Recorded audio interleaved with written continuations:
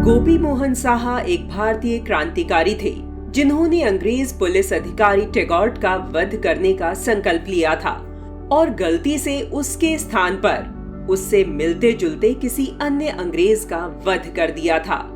उन्हें गिरफ्तार कर 16 फरवरी 1924 को फांसी की सजा सुनाई गई थी। सजा सुनकर उन्होंने ब्रिटिश तंत्र के विरुद्ध गर्व से कहा था, मेरी कामना है कि मेरे रक्त की प्रत्येक बूंद भारत के हर घर में आजादी के बीज बोए। जब तक जलियांवाला बाग और चांदपुर जैसे कांड होंगे, तब तक हमारा संघर्ष भी चलता रहेगा। एक दिन ब्रिटिश शासन को अपने किए का फल अवश्य मिलेगा।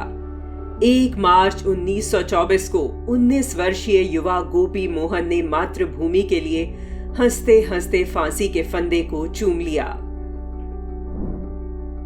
आत्मनिर्भर भारत और स्वदेशी के प्रबल समर्थक, विज्ञानी और ऑर्थोपेडिक सर्जन विष्णुपद मुखर्जी भारत में औषधि अनुसंधान और दवाओं के मानकीकरण के क्षेत्र में योगदान के लिए जाने जाते हैं।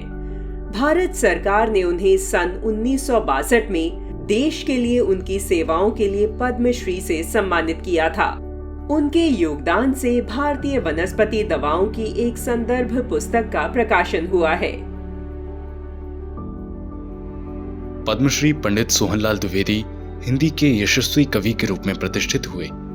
ऊर्जा और चेतना से भरपूर रचनाओं के इस रचयिता को राष्ट्र कवि की उपाधि से अलंकृत किया गया।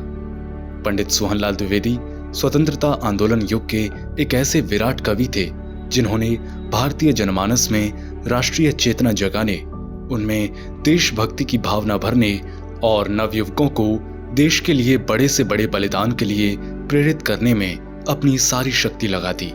कोशिश करने वालों की हार नहीं होती, उनकी प्रसिद्ध कविताओं में से एक है।